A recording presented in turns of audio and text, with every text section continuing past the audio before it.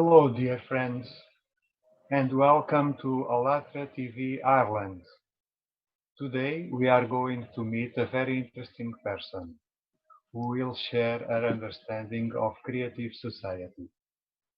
Creative Society is a global project of AllatRa International Public Movement, where volunteers from all over the world are conducting social service and interviewing people to get to know how they envision society, where everybody on earth is happy, where we all live as one big family, where people have everything they need and do what they really love and what benefits the entire society. My name is Pedro and my co-host name is Anne. Anne is going to explain us the theory we are testing in our broadcast. To you, Anne. Hello, Pedro, and hello, everybody. Hello to our viewers. Yeah, I'm just going to talk a bit about what we're doing here.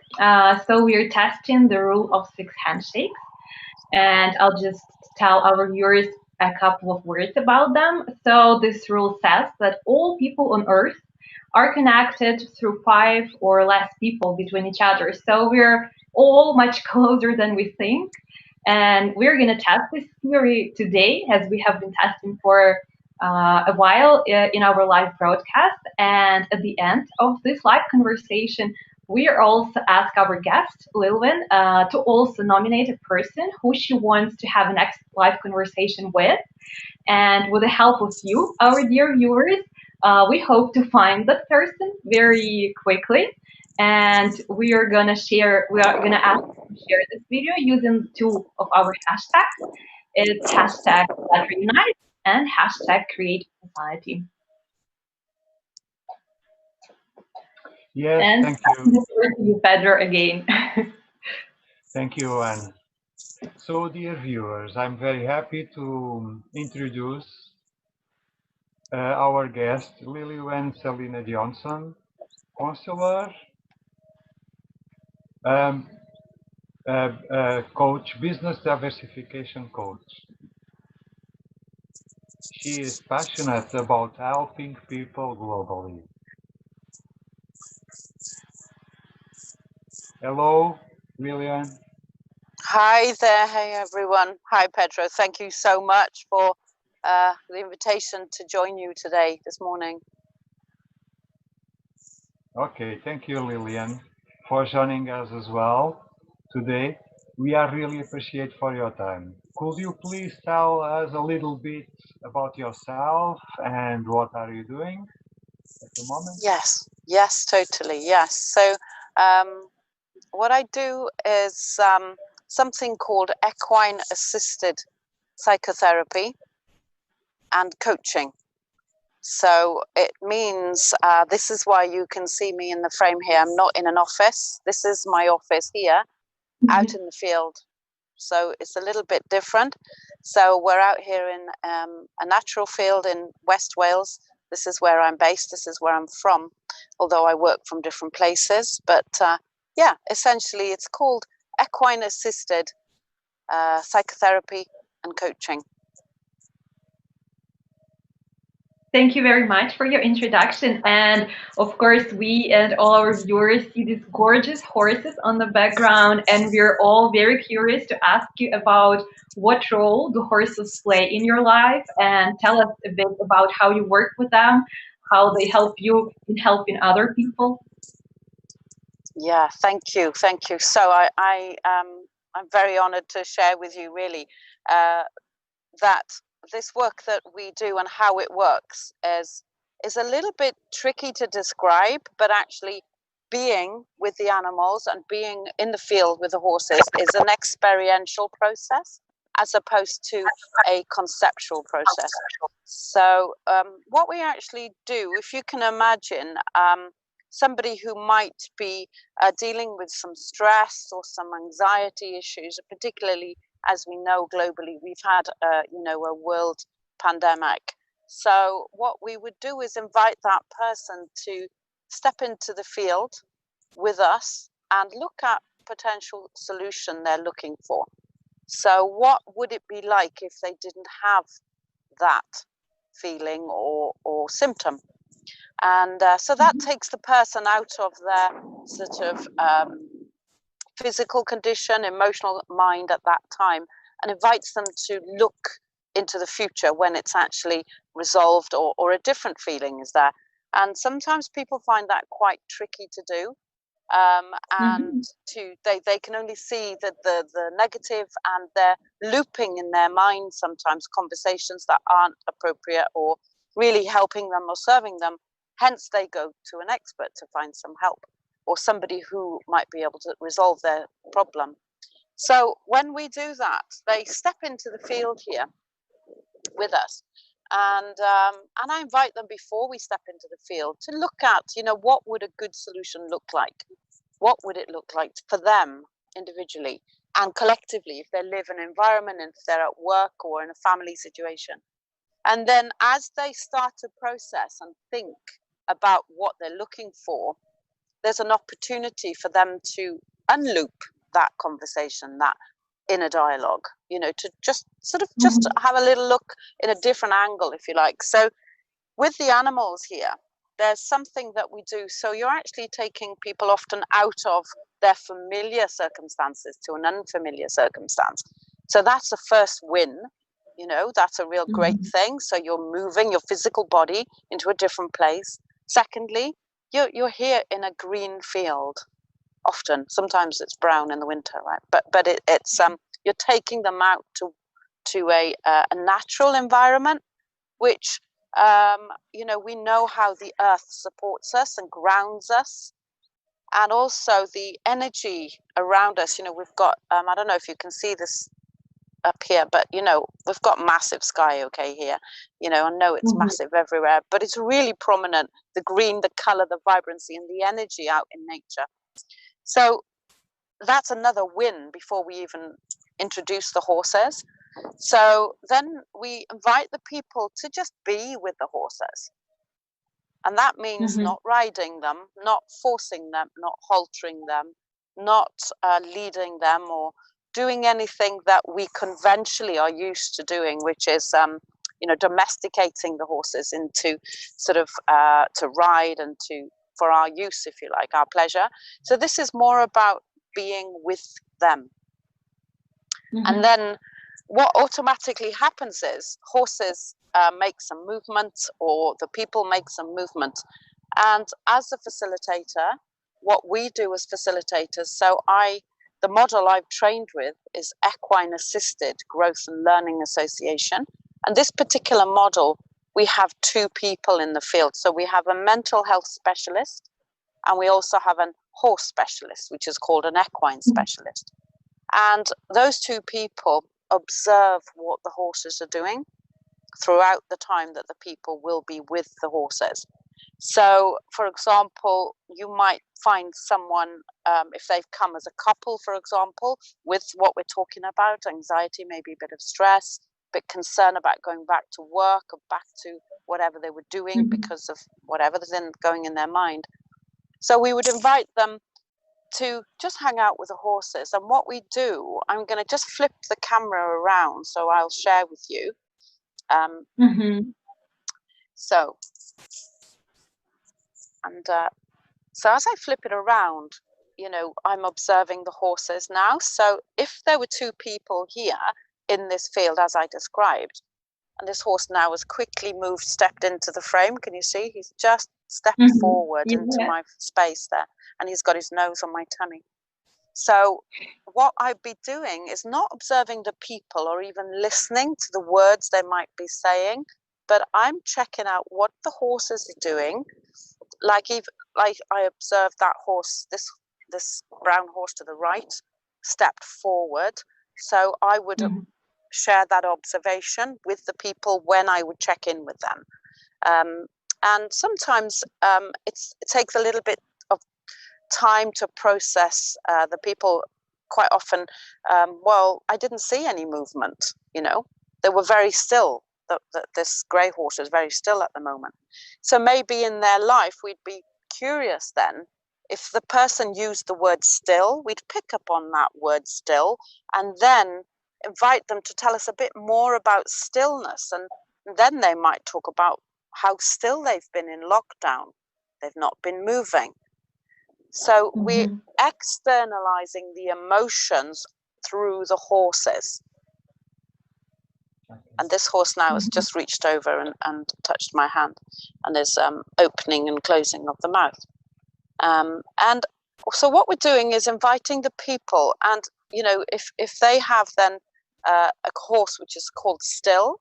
So for this session, the white horse would be named Still, and then we'd invite them, or potentially ask them to work with the horses, invite them, well, what would you like to do? Would you like to do something with the horse? And they say, yeah, well, I want to go back to work, move, I want to stop the stillness, I want them to get to move. And then we'd observe the horses throughout that element of intervention. Is that clear? Yeah, very interesting. Thank you so much. Very, very interesting indeed.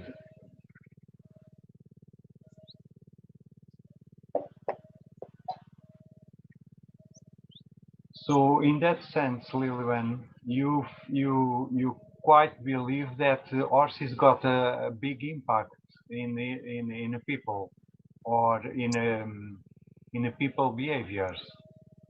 Yes, I have. I've seen it over time.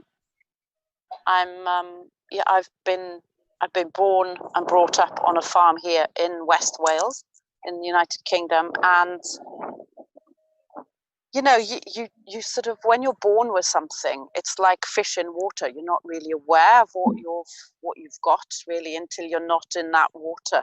So my experience is that when I myself stopped farming after a period of time with my family, and I went through an emotional, a bit of a breakdown would normally be called, but I would say it's a breakthrough. So I felt quite lonely and isolated when my children were developing and just about to leave home. And that was something I had never witnessed or experienced before. And when I went through that process, the sort of first point of contact often you do, if there's something wrong, and I hadn't been familiar with many trips to the doctor in my life at all. So I went off to the general practitioner in my local town. And of course they immediately, suggest, oh, it's probably hormonal, you're probably depressed, we need to get you some medication, some pharmaceutical medication. Of course we do.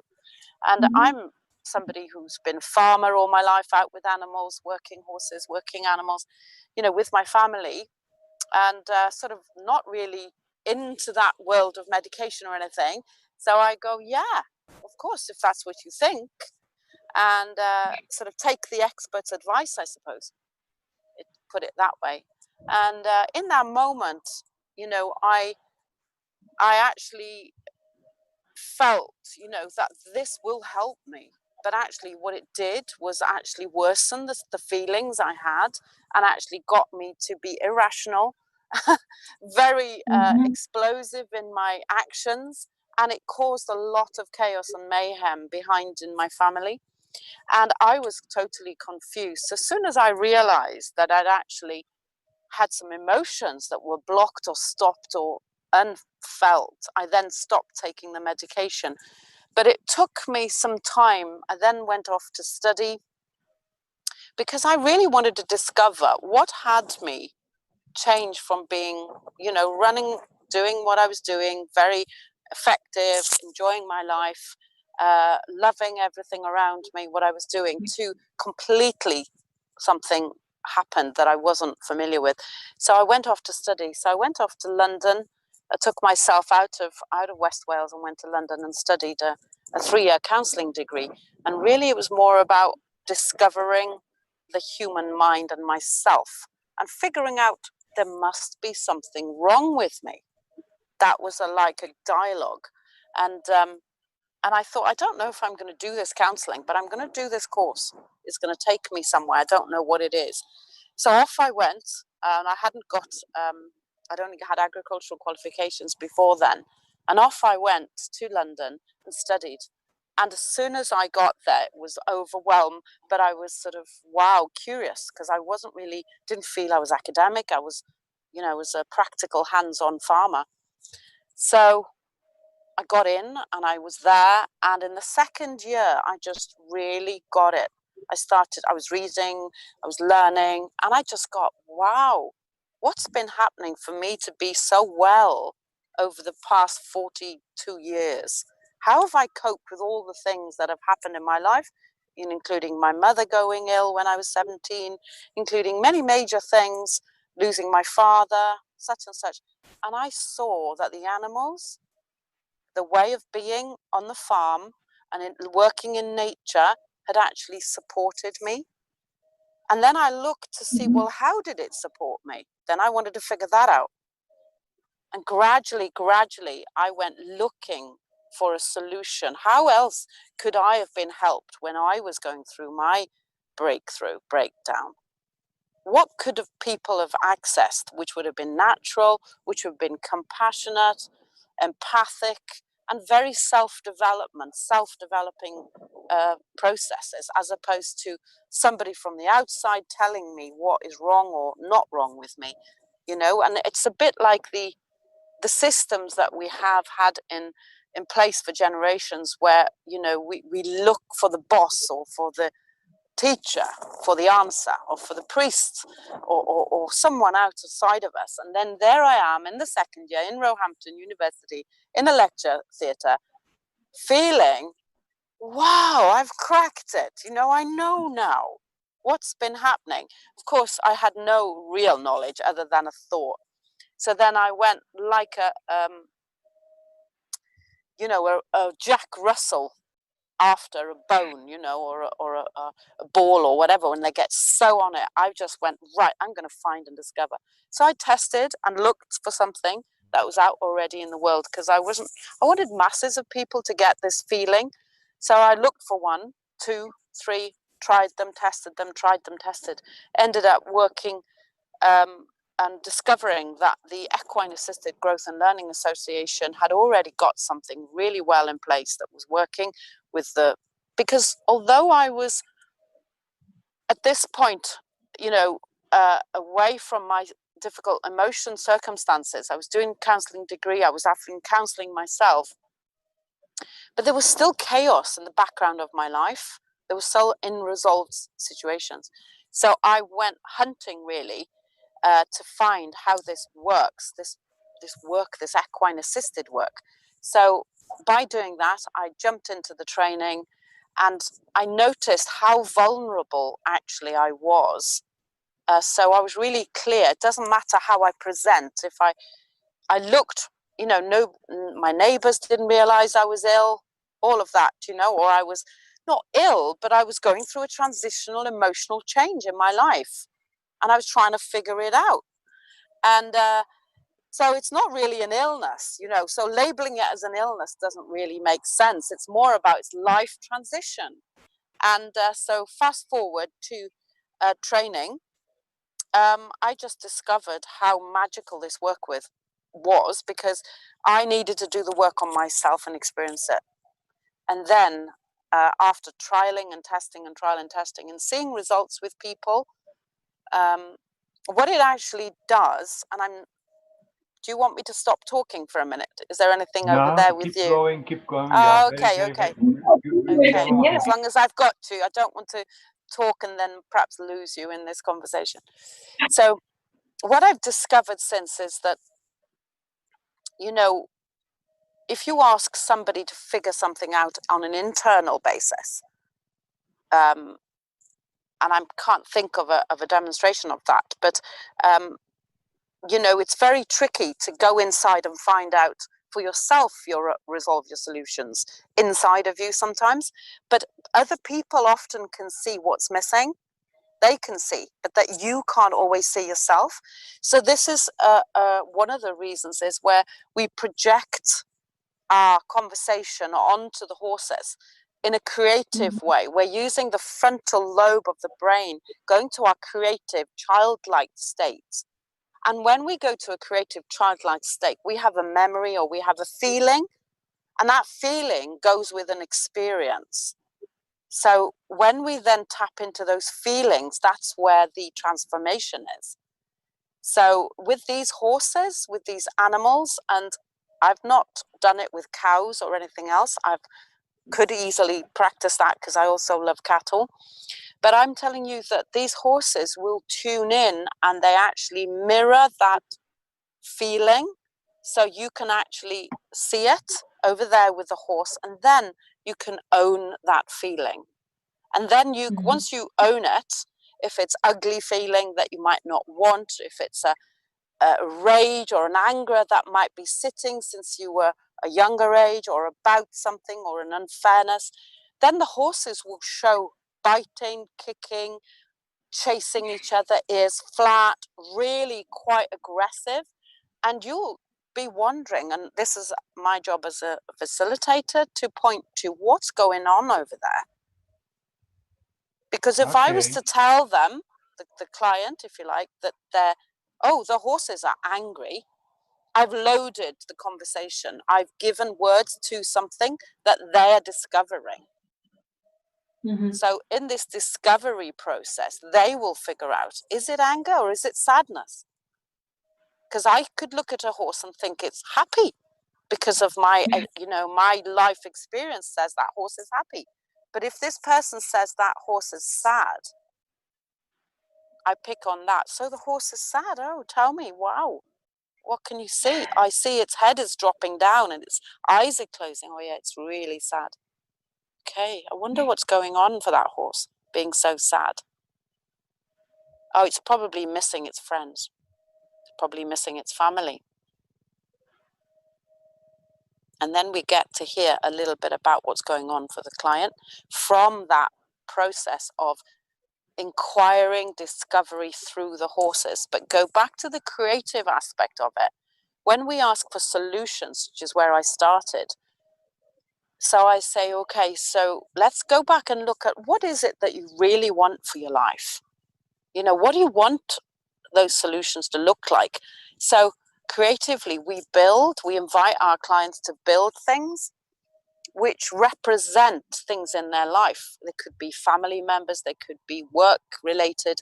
So they go and play like a child, like we did when we were children, like because I used to pick up leaves and pretend it was money, and then I used to exchange it for another leaf with a friend, Joanna, like for a cabbage. It was a shopping trip, and it was just in the garden, right?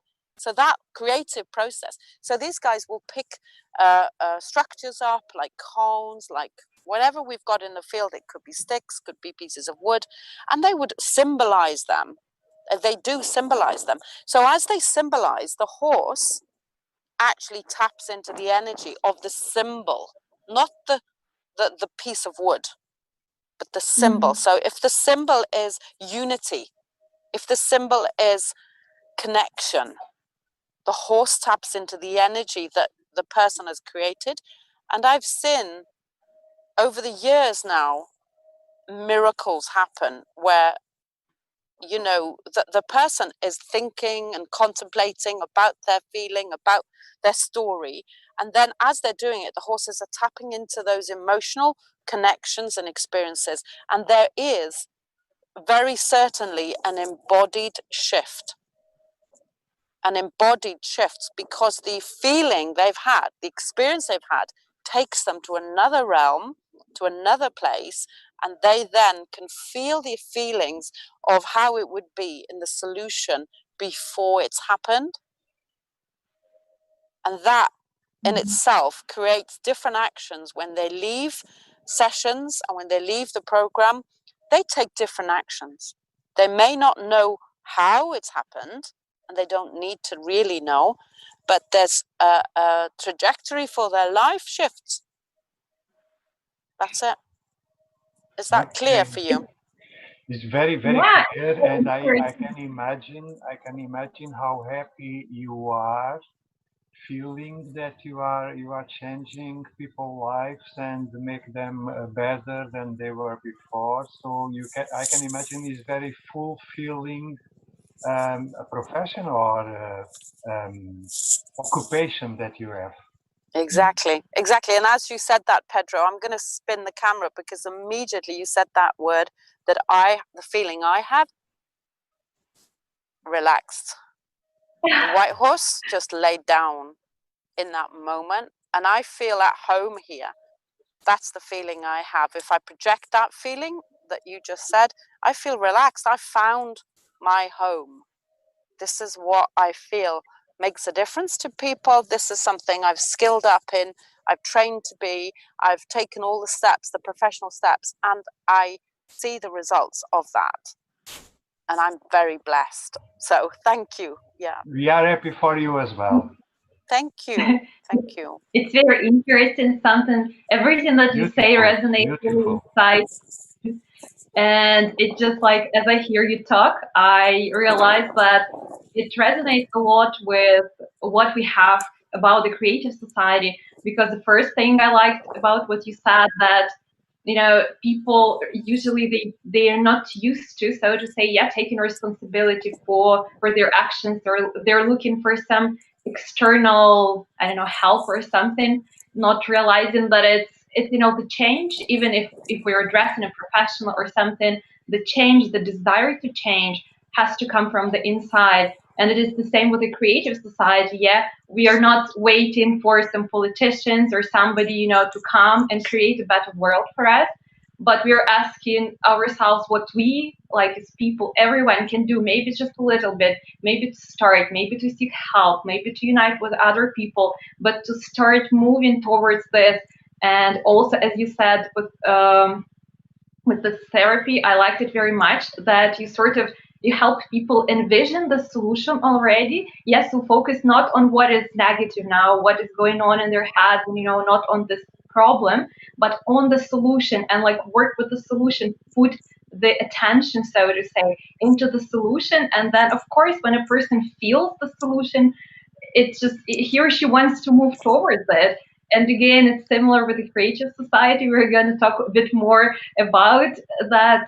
It's exactly like, instead of just complaining about what we have now in the society, what's wrong and how many problems we have, we are here today, are going to talk about the solution. So we're going to try to find the solution, see the solution, and focus on it. And as you said, we're going to go home with the solution, hopefully already transformed. Yes, beautiful, Anna. Thank you. Beautiful. Because what I hear in what you're saying there, that because we are the solution, right? We are right now. This is it, really. Conversation after conversation on what you're up to, what we're doing here collectively. We have the solution inside of us right now. It's here, right? And having that message out in the world is empowering. Very, very, very, yes. Very much empowering. So we are getting to our main question for you, Lilwen, which is about describe, please, the society where you, your family, your friends, all people in the world will be happy. The society where they will be happy. I see it as if we start from the end, the solution, not when they're happy now, like this is how it is right now, is that we're compassionate and empathic and able to speak freely to each other in our families with love and generosity. And love and generosity. And when we're tired of love and generosity, we'll ask and we'll speak of more love and generosity and be empathic and compassionate. It's about feeling, isn't it? Yeah, it is. It is. And being in that feeling state right now even if the circumstances aren't showing up looking like it's happened, or it's not showing up as a given, it is happened. So we're standing, it's happened, and feeling that feeling, even though there may not be evidence. And there it is. There's evidence will come. Yeah. You build yourself. Yeah. And it's a one person, one conversation at a time. One person at a time, one conversation at a time. And love, you know, and I've got something in my mind which doesn't directly answer it, but there's something that happened yesterday to me. And I was working with a client since October, and it was an emotional conversation that she was resolving. And yesterday, she's going on a break for 4 weeks now, and probably longer. She told me that she'd had a physical scan, and her condition, which showed that she had something going on in her body, had actually disappeared. And she couldn't believe it. The only thing she had done, and she was due to have a surgery, she was due to have all sorts of things happen to her, but she engaged with working with me, and that physical condition, she had a scan on Wednesday. She shared with me that it's gone. And I knew that would happen. I knew that would happen. So if we look at it from that perspective, there is, you know, and as I said, we couldn't see that it was disappearing. It was inside her body, but her emotions were changing. She was feeling happier. She was doing the practices of feeling the feelings of generosity and love and compassion and empathy all around her, and for herself mainly. So evidence is coming. It's as we speak. Very interesting, Lilwen, and is all about our process in this international public movement. Is all about that. Is all about inner change, personal change, and then all the world, all the environment around us will change as well.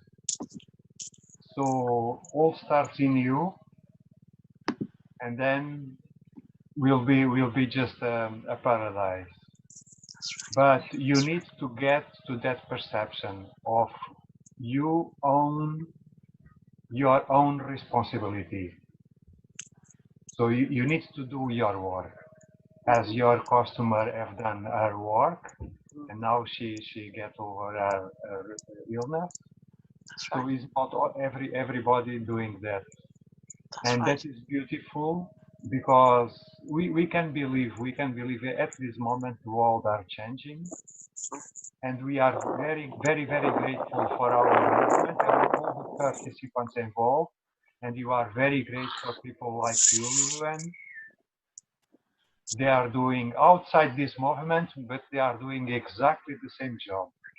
Very, very, very, very, very, very, very fulfilling to realize that as well. Totally, yes. Thank you. Yes.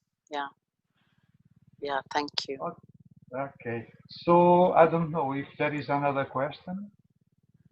Yeah, it's not even so much a question, but we've already touched a bit upon on the topic of creative society. And for our viewers, I want to, and for Lilwen, of course, as well, I want to talk a bit more about what exactly is creative society, and to introduce our viewers and Lilwen to the 8 foundations of creative society. They were published in the article that was named Foundations of the Creative Society and the Stages of its Construction on the AllatRa method. So everyone who wants to learn more about it can go there and read them. And I just want to talk a bit about how this article came into being, because it seemed to us also, when we started talking and thinking about the creative society and the world we want to live in, of course, we want everybody to live in such a happy world. But then we thought, okay, but you know, we're all so different. So how is it possible to combine everybody's wishes, yes, and desires, and so on. And then we thought, okay, let's ask people, let's not just like project or whatever, imagine. And so first we organized social surveys all around the world in more than 114 countries around the world. And our volunteers were asking people exactly those questions. What world do you want to live in? What is the perfect world for you? Yeah, what would make you happy? What kind of society, would make you happy, where you want your loved ones and kids to live? And what we found out after these surveys actually shocked us, because we realized that everybody wants the same thing. So it's not that we all want, like, there are 8 billion people and they want 8 billion things, but it's actually that we have common values, all of us.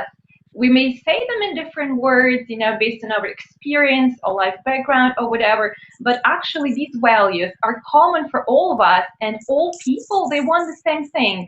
And exactly analyzing these same things, exactly they are the 8 foundations that came to be in this article. And I will read them out to you. And then we can talk about one of them, which I think is very close, very related to what you, Lilwen, do. And so the foundations, I ask our technical support to put them on screen. Okay, I just see them, so I was going to read them from here.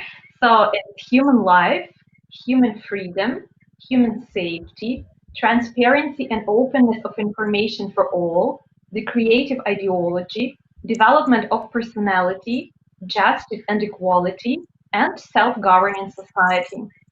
And I want to ask Lilwen about the 6th foundation, which is the development of personality.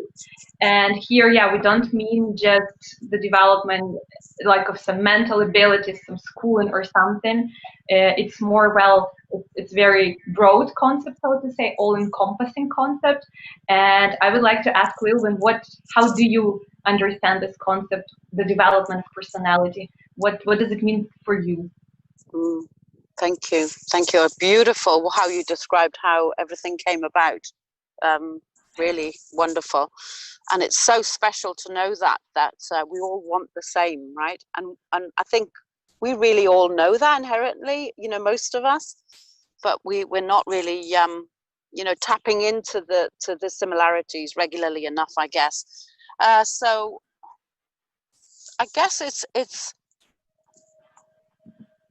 being free to discover yourself, I suppose, being free to fulfill on your desires and dreams that are important to you, without restriction, because we have got so much powerful energy. We've got so much power in our mind, in our body, in our physical, in our energetic field, and we can influence so many things that,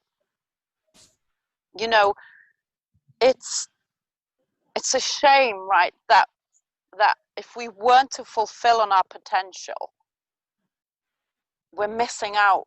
There's a feeling of like lack. So doing the personal development work really gives you a sense of satisfaction, a sense of wholeness, and a sense of you can deal with anything, and you take out the drama and the story out of it, and you actually live your life feeling those feelings on a day-to-day basis, as opposed to a wish. So as soon as you do that internal work, the world around you changes, because we are all energetic fields. So if I'm happy and I'm smiling and I'm grounded and I'm relaxed, contented, you will feel that. You will, and we know people who feel like that, right? And we're drawn to them, like gurus. We want to hang out with them because the energetic field there is so strong. And you called it, it's like a magnet. Pedro mentioned it earlier in the energetic field. And I just get that. Why would we not want to do that? Living with suffering and pain is a choice, but we're not really we haven't as yet developed the systems, if you like, or undeveloped the systems, perhaps would be a better way to put it, is to unlock the potential of the human as opposed to steering it in a way that doesn't work. And this, what you talked about, you haven't asked, you're not going to the government to start creative society. I'm not going to the government to talk about equine. I had a first referral from the National Health Service, which is phenomenal for me. First one this year. That lady took 2 years to get that referral for her family because they were looking just at personal development. They weren't looking at personal development. They were looking at this child has got a condition and he's wrong and something wrong. What can we do to fix him? How can we fix this child? But actually what they weren't seeing from my perspective is that the family have some work to do to resolve work, because that child is in a unit, it's in a system, it's in a family.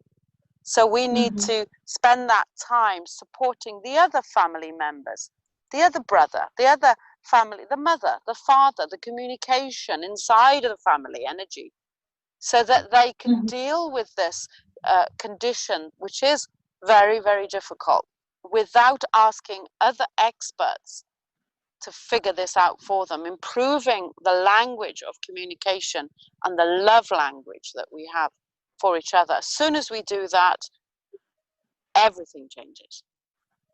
And it's miracles happen. I've seen them. I've witnessed them. I've been part of that process of miracles happen. Yeah, and can you imagine if it's the same situation in the whole society? Yeah, even if you have some problems or some troubles, or you have hard times, you know, keeping things out of your mind, being not in your thoughts all the time. But if you're surrounded, yeah, by the whole society like that, yeah, even like a couple of people we all know in our lives, as you said, that are calm, that are grounded, they already make us feel better. Just yeah, you don't even need to talk to people, yeah, and like get some information from them, but just this feeling of being near them already changes something in you too. And imagine, yeah, if it's the whole society, people are just gonna be, you know, happy all the time. It's just gonna be nothing but happiness. That's right. We're gonna start right. multiply each other's happiness. Yeah, it's infectious, right? It's infectious. Yeah. So you know, tuning in to this TV, tuning into this station, right? Not you know, not you know, and one of the other, I can't remember the person who designed the quote, but there was a quote, and I've heard it, and I haven't memorized it now. But it's like, you know, we change. You know, we don't wait for change, but we are the change, so we create the change. So, you know, like. They can't, you know, they don't have the conscious awareness to change. Let's not make them wrong and kill them off. Let's just change over here, change what we know, what we can change over here ourselves, and create that movement, that momentum. And then we change something, and then boom, people are going to go, yeah, I'd rather be in that party. You know, I want to have fun.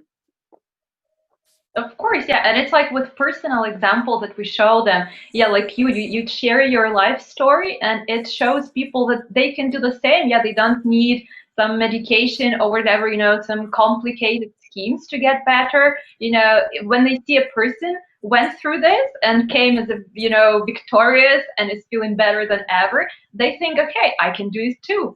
And yeah, it's the same with one person, just sharing the happiness, and yeah, just showing, yeah, you can be happy whatever your condition. And the same in the frame of the whole society. We're just sharing, yes, we can change the society. Yes, maybe our steps are looking like they're small for now or something, but we are taking the steps. We are already being an example that, hey, yeah, you can be complaining about everything and like waiting for somebody to come and make you happy. Or you can join us and just, you know, just it's this feeling. Also, you describe this feeling that you're changing the world, at least a little bit, at least one tiny step at a time. At least when you're, you know, when you don't pick the negative thought, but you pick the positive one, when you share something positive with one person, maybe tiny steps, but just this feeling that you are actually impacting the world in a good way, in a better way, but that you're contributing something good. It's wonderful. Totally. Is about, I just want to say that is about self-decision, believing in yourself, and realizing that only you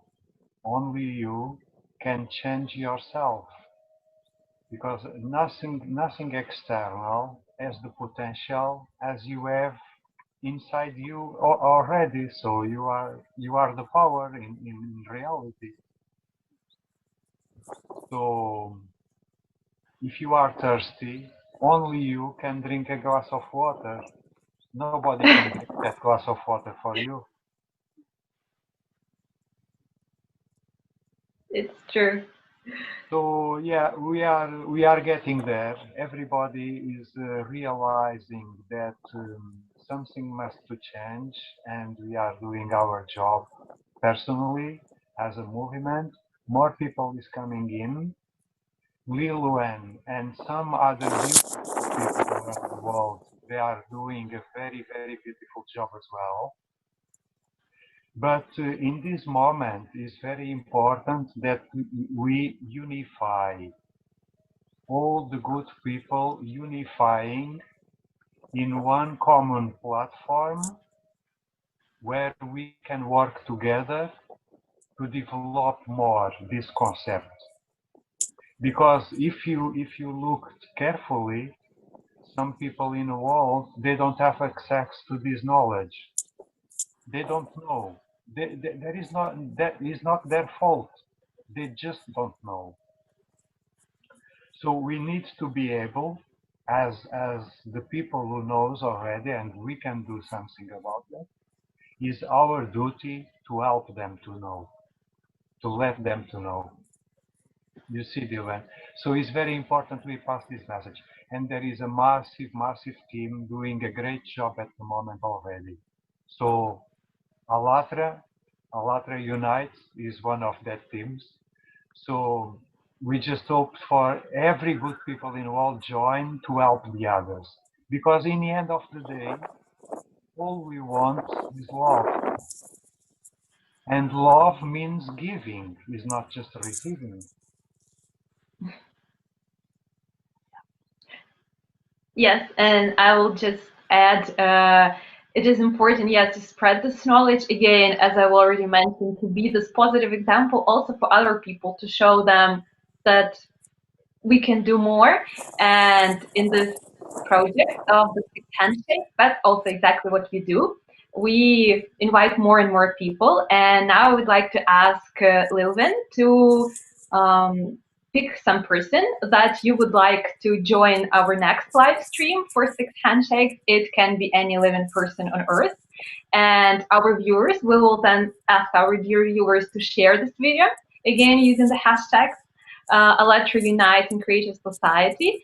And we will try together to find this person so we can have a next live stream all together. So, Lilwen, which person would you like to pick? Wow, we are very happy to talk with every people in the world, every good people. Wonderful. And the people who want to help. Yeah. Wonderful. Lilwen, very, very, very thank you for you. Was great. Dear viewers, please share this video using hashtag Creative Society and hashtag AllatRa Unite. You can see now them on the screen, so we will see how, so we reach some more people around the world. And thank you very much. Thank you for your time. You're welcome. You're welcome. Take care of your beautiful horses. Yes. Yeah. Because they are doing a beautiful job already as well. They are. So they need to be very well cared of. That's right. And you know that better than us. Right. That's right. Yeah. Thank you for joining us. You're welcome. You're welcome. Shall I share with you, Pedro, the name? Yes, of course. Sorry, probably connection. Yeah. Please do share. Deborah Curtis. she's done some work with me recently, and she's very, very beautiful human being and supporting a lot of people. Deborah Curtis, and she's actually practices under the name Wild Vibrant Yogi. Okay. Mm-hmm. Oh. Yeah. We're already excited to meet her. Yeah, she's very wild. Energetic name. Absolutely. Yeah. Be lovely to Deborah reach Curtis. out to her. We will not forget that. Perfect. Thank you very much. And thank you both. Thank you so much. And thank you for your co-hosting. Thank you for such a wonderful live stream and the inspiration and the positive vibes and everything. Thank you. Thank you. It was lovely. Thank you very much.